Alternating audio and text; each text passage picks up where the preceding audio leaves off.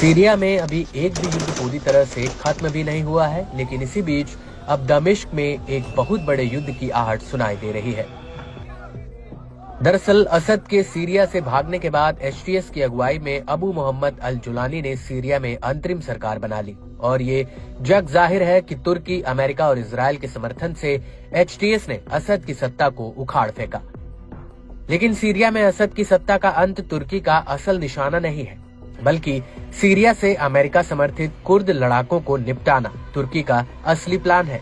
दरअसल तुर्की के राष्ट्रपति तैयब एर्दोगन ने साफ कर दिया कि वो सीरिया में आतंकियों का सफाया कर देंगे और एर्दोगन का इशारा सिर्फ कुर्द लड़ाकों की तरफ था।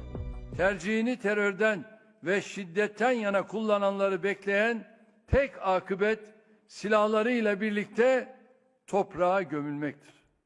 Açık söylüyorum, bunun önüne hiçbir güç geçemez. Türkiye bekasını ve güvenliğini koruma noktasında nasıl tavizsiz bir iradeye sahip olduğunu pek çok kez göstermiştir. İş o raddeye varırsa yine bir gece ansızın gelebiliriz. हालांकि इन Kurd लड़ाकों को America और Israel का भी समर्थन हासिल है। उत्तरी सीरिया में कुर्दों का अच्छा खासा दबदबा भी है और सीरिया के मौजूदा हालातों को देखकर ऐसा लगता है कि कुर्दों की वजह से ही सीरिया के भीतर इजराइल और तुर्की के बीच सीधा युद्ध हो सकता है।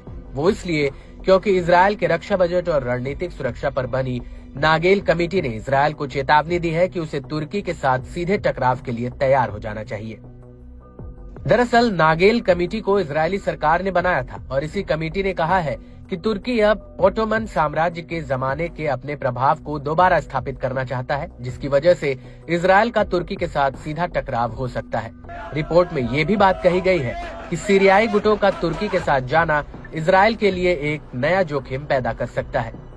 कमेटी के मुताबिक सीरिया से पैदा हुआ खतरा ईरानी खतरे से ज्यादा खतरनाक हो सकता है और तुर्की समर्थित ताकतें उसके मुखौटे के रूप में काम कर सकती हैं, जिससे क्षेत्रीय अस्थिरता पैदा होने का खतरा है।